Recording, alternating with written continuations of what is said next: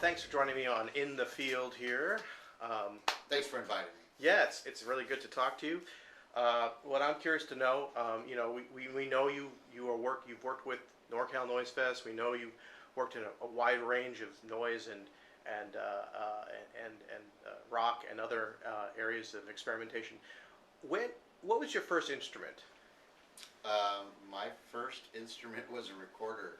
A recorder, Yeah. a flute. Yeah, recorder. I played a recorder in like third grade. Yeah. For I don't know, maybe a semester in school, and I didn't like it. Right. It used to really I liked making it was loud, and it was fun to be outside playing it. My grandparents didn't really particularly care for the sounds I made on it. Uh-huh. I wasn't very melodic with the too much with the recorder. It wasn't really my thing, and that was like I said, like I was in elementary school. My first actual getting into playing music was with the bass. So I've been playing bass since junior high school. And when did you pick up the bass? In junior high school. Yeah. Oh, right. I picked up bass in junior high school. Yeah. Went through a couple of different basses. Yeah. Had one stolen from me and got another one, but it was fun. It was really just something more to make noise on, and I was trying to learn Black Sabbath. It's really pretty much all I wanted to do. Were you playing with other kids? No, I really didn't play with anybody at all. And then I had a bass stolen from me, and I didn't really pick it up again until I was in my 20s. Mm-hmm. I was working at a record store in the early 90s. Someone that I knew in the store was selling a bass. It was very cheap. I was like, oh, bass. I haven't had a bass in years. And it was really fun. And so that was probably like 91. I actually started playing again for real. Mm-hmm. But like in the 80s, I had one. I did some 4-track recordings. Nothing really spectacular, just playing. Right. Well, that begs the question of is when was your first group performance or group playing experience then? First group performance, before there was Instagon, yeah, there was I sang and played harmonica in a blues band. Okay. And that was really, really fun. And that was probably before that I had friends that I was kind of writing lyrics for their songs, and so I would hang out with groups, but I really wasn't involved in playing. Mm-hmm. And then I played, like I said, I did this blues band where I was singing and playing harmonica for a little while. That was really fun. Mm-hmm. Mostly, just blues tunes, Grateful Dead oriented type of things, and I had a really good time doing it. But it was but I'm like the type of person that is the organizing soul in a group, and so I was the person that was getting us gigs and making sure everybody was there on time. And it was a 5-piece group of guys, that were fresh out of high school, didn't go to college, day jobs, want to play rock and roll on the weekend, don't have time for practice and need to practice, and that sort of situation. And so I would harangue these guys into these gigs, and then it would be I would be so aggro and frustrated and out of my mind with frustration, dealing with herding these 4 or 5 guys together so that we could make a gig happen. And I would really need the time. I'm singing the blues and playing harmonica, and I needed the time to be able to drink some whiskey and get comfortable to be able to do that. And with all of the head job of getting them together, I would run out of that time. So I would end up on the stage mad and angry with a mic in my hand. And so sounds more like heavy metal. And so we would be playing blues, and I would start getting really and it was improv blues where I would just be making up stuff too. So it was really really crazy and fun, but I would get really aggro. And so when it ended, the next project that started was actually Instagon, and the concept behind Instagon was to have a band that I didn't have band drama with. Yes. And that's what Instagon is. Right. So, and Instagon gave you that vehicle to express yourself without having to set everything. Without having to I can do different things and make different stuff happen, but I don't have to force people to be there Right. and to do something that they're not, like it's a lot easier to just ask people to come and to experience it rather than to plan it. Planning I can plan where it's going to happen, Right. but planning what's going to happen is a whole different story. Which And leads with- me to yeah. my other question about okay, so you went from blues to noise. Yeah, somehow. Well, it wasn't. It was more when it started. It was more of a performance art. Like when I first started doing Instagon, I would invite every person that I knew with an instrument, and we would just go. I would let loose 12 to 20 people, and we would just go. And I would conduct. I wasn't even playing instruments. I would sometimes I would hit things and make break something or smash something with a hammer. I used to do these great things where I would have a wall of 13, 14 people behind me with 2 drummers and some percussion and a bass and 4 guitars and a horn, and then people ah! Just be this wall of noise, and I would take a hammer to a microwave. And I would just destroy an appliance, and that was it. And once I was done destroying the appliance, the set was done. Were you aware of other folks that were doing something like that? Not really. It was more. I was really at that point. It was early '90s. I had already been turned on to Throbbing Gristle and the whole industrial scene from the '70s, and I was really into Nurse with Wound already by that point. So I really had a lot of experiment. I worked in record stores, and so my ear, I played in a blues band because it's how you got gigs. But what I listened to was really a little bit more on the outsider side of life, and so I was really into I'm really into. I love Nurse with Wound. They're probably one of my favorite things of all time. Mm-hmm. But I really, I got turned on to. I was in Los Angeles. I got to see Crash Worship shows, and I got to see some really cool. I got to see Hoffler Trio play once, and it was really. I saw Hoffler Trio do this show where he,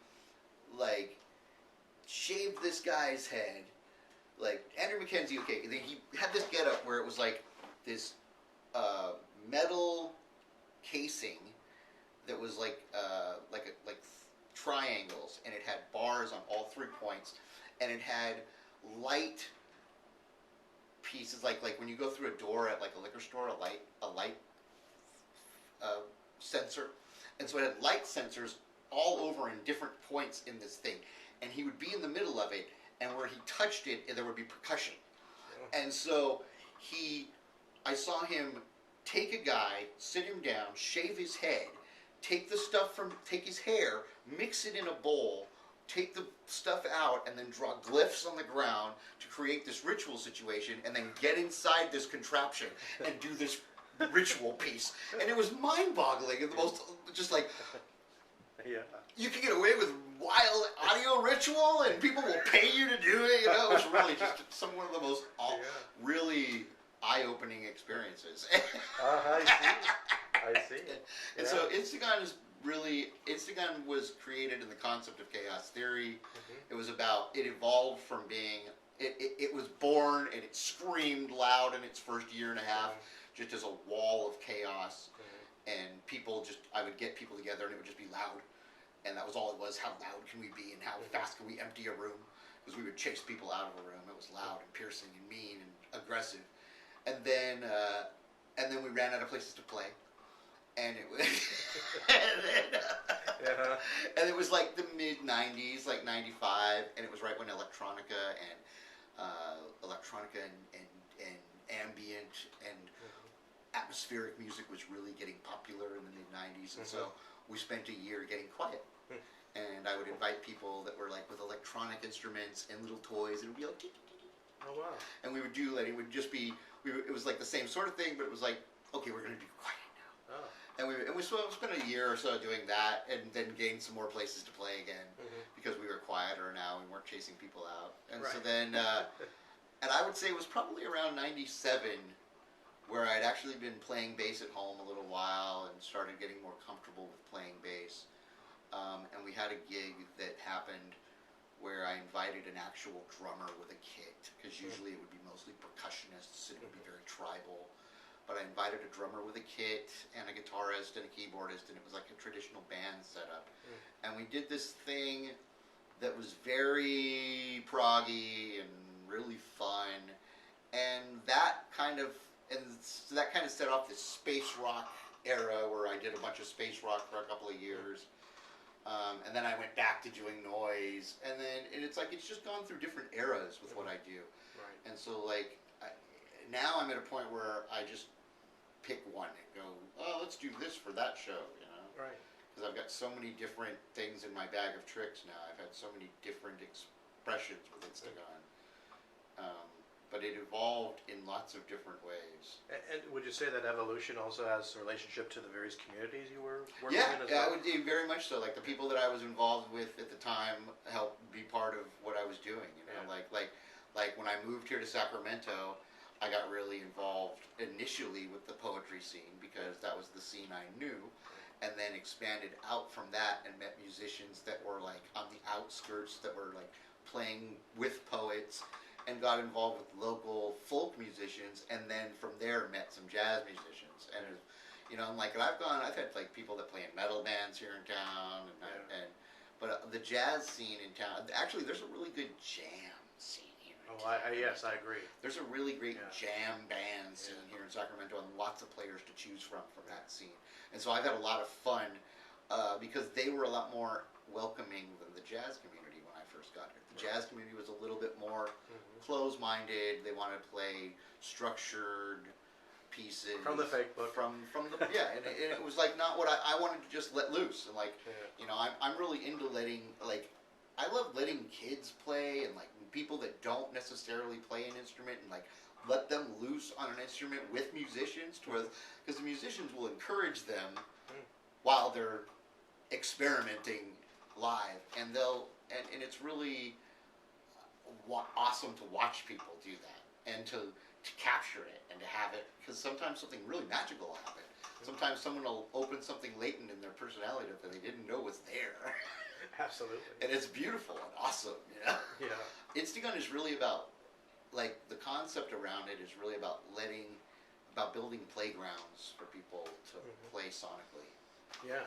Well, it's funny you mention that because it reminds me of the type of Instagun you're going to present this year at the summit is kind of like that in a sense, but then you're also doing kind of some of the early stuff because you're directing them with your mixer, right? So you're going to be doing the mixer the mixer set. is a little bit of both. Yeah, the mixer set is really different and fun. And this mixer set's going to be fun because it's going to be it'll be all analog. Right. So I'm not even bringing a delay pedal, you know, and like things like that usually, because there are things that I use in my part of it that's normally like some digital parts, and so I'm going to avoid the digitalness for this adventure. Excellent. And it's going to be probably a lot more drawn out. I'm expecting. I expect it to be more drawn out rather than loopy. Right. So it'll be. I think it's going to be a lot more cage.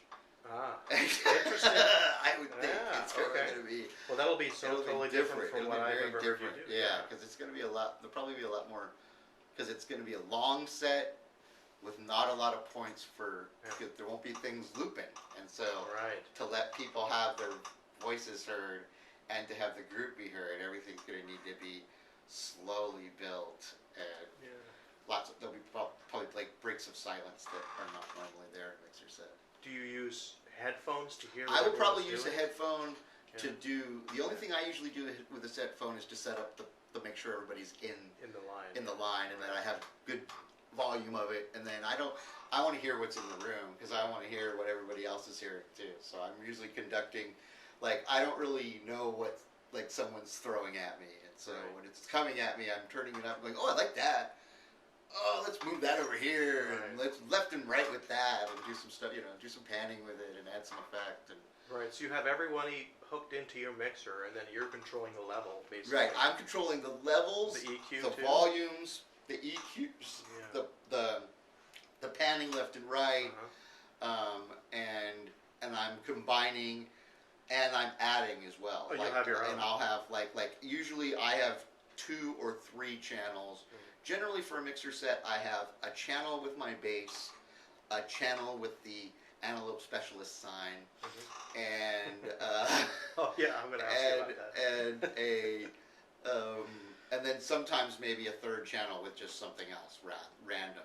But generally I have 2 channels of my own, one with metal noise and one with my bass, hooked through some pedals. I'll have a couple of pedals, but I'm trying to stay away from the digital. Right.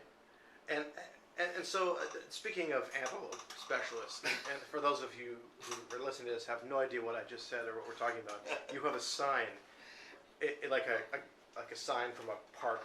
It's a real estate sign, actually. Real estate sign. It's a metal sign. It's Yeah. an old real estate sign because it's made of metal. Right. Whereas all real estate signs are now made of plastic. And so but it's an old real estate sign because it's made of metal. Here in Sacramento area, there's an area called Antelope. Oh, I see. And there used to be, and there's a real estate agent that was the Antelope specialist. And when he moved from, and I worked for a company that installed real estate signs, and when he transferred from metal signs to plastic signs, he threw away all his metal signs and got rid of them. They recycled them. And I was like, oh, I'm keeping one of these. Because it says Antelope Specialist, which was just so random and silly. And it's one of those really fun random things to just pull out of a show, and then people go, where did that come from? And you use it. And I use it, yeah. Right. I put a contact mic on it and run it through some distortion pedals and hit it with my fingers and run coins across it. It's a nice, because it's a pane of metal that's big. Yeah. And it's thin metal, so it conducts very well. And it bends. Yeah, it bends. Yeah, the bending does great stuff. But yeah, it's thin metal, so I can bend it and tweak it and play it like almost like a saw.